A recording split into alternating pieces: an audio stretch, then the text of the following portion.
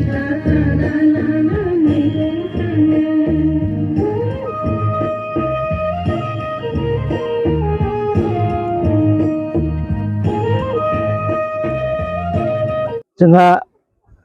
सानजा सानजारि दखरा इउबिपिअनि जा जथुम्मा खुंनो गोनां फैगौ नभेम्बरनि 4-5 अक्ट' खालाराव बे हाबाफारिखौ आं आफादगिरि जानानै बुंनो सानोदि जोंहा दिनैनिफ्राय जागायबाय होनना हमना लानांगोन।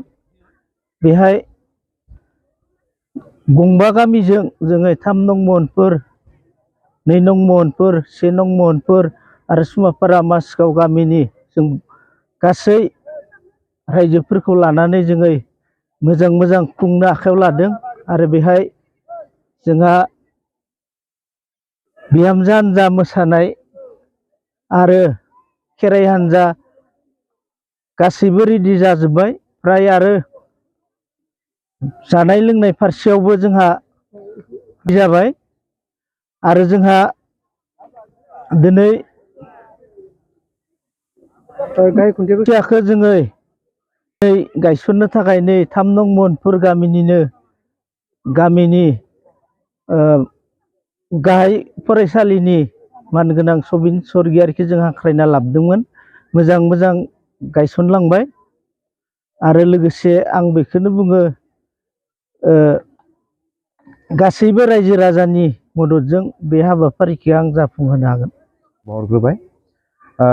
जों दिनै फैबाय थानाय नभेम्बर दाननि 4 आरो 5 अक्ट'आव सानजा सानजारि नोगोर दखरा खौसेथि बर' सुबुं आफादनि जायनाखि थामथि नै बोसोरारि जथुम्मा बेखौ खुंफुंनो थाखाय लाहार फाहार खालामदों। आरो दिनैनि बे गाहाय खुन्थिया गायसननायाव जोङो आलासि महरै मोननो हादों जोंहा अल आसाम प्राइमारि टिचार एस'सिएशननि बारग' गाहाय आफादगिरि मानगोनां सबिन सर्गियारि बिथांखौ। आरो इतिमध्य बिथाङा गाहाय खुन्थियाखौ गायसननानै होखांबाय। आरो जोङो फैबाय थानाय जेनाखि जोंनि जथुम्मा थामथिनि बोसोरारि जथुम्मा बेखौ जोङो रायजोफोरनि खावलायनायाव जों एसे गाजा गोमजायैनो खुंनो होननानै आखायाव लाबाय। बेवहाय जों आलासि महरै गाहाय आलासि महरै नुजाथिफैयो जोंहा मानगोनां मिनिस्टार बसुमतारी CM BKWSC आरो जोंहा खौसेथि बर' सुबुं आफादनि मेरुनि आफादगिरि बिथां मनरन्जन बसुमतारी बिथाङाबो नुजाथिफैगोन। आरो जोंनि जिल्लानि मोनफ्रोमबो आफादनि माहारियारि आफादनि आफादगिरि नेहाथारिजों लोगोसे आनसलिकनि माहारियारि बर' माहारियारि आफादफोरनि आफादगिरि नेहाथारि बिथांमोनखौ जों आलासि महरै खावलायजोबनाय जागोन। आरो जोङो खोब गोबां सान लानाय जायासै, साननै लादों। गिबि सानाव जोंहा बादायलायनाय थागोन, माखासे बुलुर बादायलायनाय। आरो जों मोनसे सावरायबाय दङ हारिमु बादायलायनायबो आरो खन्थाइ आवरायनाय गथ'फोरनि लानो हागोन नामा होननानै जों मोनसे सावरायबाय थानाय जादों।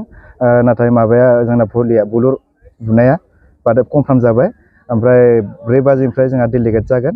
बेनि उनाव अखानायै जोङो फिरफिला बिरहोनाय आफादनि लोगोसे गोथैसो रुंसारिफोरनि बावनाय, बेनि उनाव जोङो गेवलां मेल, जों बेखिनिखौ जों थांखि लानाय जादों। बे मेलावथ' जों दा दखरा हिसाबै जोङो रायजो राजानिफ्राय बा जोङो बानजायफोरनिफ्राय मोनथिना मोननाय बायदि बा जों खावलायनाय बायदिहाय 3